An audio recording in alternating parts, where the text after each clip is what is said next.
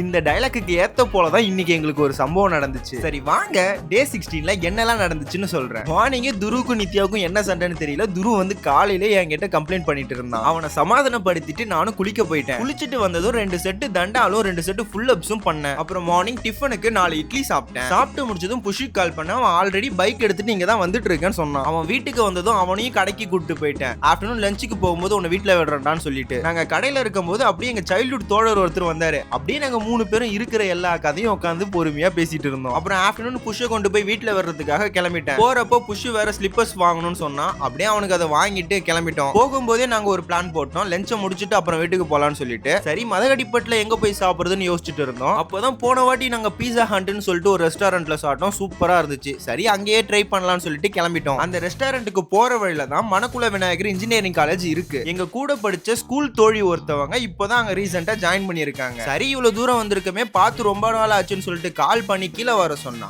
அவங்க என்னன்னா இந்த இதற்குத்தானே ஆசைப்பட்டால பாலகுமாரால ஒரு ஆன்டி அங்க இருந்து ஜன்னல்ல இருந்து கை காட்டுற மாதிரி அந்த ஜன்னல்ல இருந்து கையை காட்டுது. அப்புறம் கீழே இருக்கிற வாட்ச்மேன் வேற எங்களை ரொம்ப நேரமா குருன்னு பார்த்துட்டு இருந்தாங்க. இது சரிப்பட்டு வராதுன்னு சொல்லிட்டு நாங்களும் டாடா சொல்லிட்டு கிளம்பிட்டோம். அப்புறம் ஹோட்டலுக்கு வந்ததும் கையை வாஷ் பண்ணிட்டு ஆர்டர் கொடுத்தாச்சு. எங்க போனாலும் இந்த கப்புள்ஸ் தொல்லை தாங்க முடியல. எனக்கா வயிறு எரியுது. என்னடா இவன் இப்படி எல்லாம் பேசுறான்னு நினைக்காதீங்க. எனக்கு பொறாமலாம் ஒண்ணும் இல்ல, லைட்டா பொறாம தான். விடு ப்ரோ, பல்லு இருக்கிறவன் பகடா சாப்பிடலாம்னு சொல்லுவீங்க. அந்த பகடாவை அவன் பிரைவேட்டா சாப்பிடணும். இப்படி பப்ளிக்கா சாப்பிட்டு எங்க வயிற்றுல வாங்கி கொட்டி கூடாது. சரி வயிறு எரியுதே, ஒரு சோடாவை குடிச்சு தனியா வைக்கலான்னு இவங்கிட்ட சோடாவை கொடுத்து ஓபன் பண்ண சொன்னா அவனும் ரொம்ப நேரமா ட்ரை பண்ணிட்டு இருக்கான். ஒன்னும் முடியல. அவனை பார்க்கும் போது என் மனசுல என்ன தெரியுமா தோணுச்சு?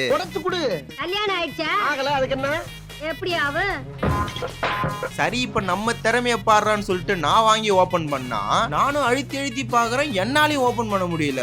அவனும் நான் நினைச்ச மாதிரி தானே நினைச்சிருப்பான். கர்ணாசிஸ் பூமர். கடைசியில இது நமக்கு சரிப்பட்டு வராதுன்னு நாங்க ஒரு முடிவுக்கு வந்து அங்க வேலை செய்யற ஒரு ஆன்டி கிட்ட ஓபனர் வாங்கி ஓபன் பண்ணி குடிச்சோம். அப்புறம் நம்ம கொடுத்த ஆர்டர் எல்லாம் 1 by 1 வந்துட்டு இருந்துச்சு. பட்டர் நான் அதுக்கு சைடிஷா கடாய் சிக்கன் அப்புறம் கிரில் ஆர்டர் பண்ணியிருந்தோம். எல்லாமே ரொம்ப ஃப்ரெஷ்ஷா டேஸ்ட் வைஸ் ரொம்ப சூப்பரா இருந்துச்சு. எல்லாம் ஒரு அருமையான லஞ்சை முடிச்சோம். பில் பாத்தீங்கன்னா 520 வந்துச்சு. புஷ் தான் பே பண்ணா. நல்லா சாப்பிட்டோம்ல. ஒரு ஃபைனல் டச்சா ஐஸ்கிரீம் சாப்பிடலனா எப்படி? அதனால போற வழியில இருக்கிற 750 ml ஜூஸ் ஷாப்புக்கு போயிட்டோம். அங்க போயிட்டு பட்டர் ஸ்காட்ச் ஷேக் தான் ஒன்னு ஆர்டர் போட்டோம். கொடுத்த காசுக்கு ஒருத்தனே சொல்லுவேன். சும்மா ஐஸ்கிரீம் அள்ளி போட்டு எடுத்துட்டு வந்திருந்தாங்க. புஷ்ஷுக்கு வயிறு ஃபுல்லா இருக்கான். அதனால அவன் சும்மா டேஸ்ட் தான் பார்த்தான். இது ஃபுல்லா நான் தான் சாப்பிட்டேன். சீரியஸா என்னால ஃபுல்லா சாப்பிடவே முடியல. நானும் வச்சு பொறுமையா சாப்பிட்டு முடிச்சிட்டேன். அப்புறம் புஷ்ஷை வீட்டுல விட்டுட்டு நானும் கடைக்கு போயிட்டேன். அப்புறம் நைட்டு கொஞ்சம் வெளியே ஒர்க்ஸ் இருந்துச்சு. அதெல்லாம் முடிச்சிட்டு நானும் வீட்டுக்கு வந்துட்டேன். இன்னைக்கு டே மார்னிங்ல இருந்து ஆஃப்டர்நூன் வர போனதே தெரியல, கூட புஷ் இருந்ததுனால.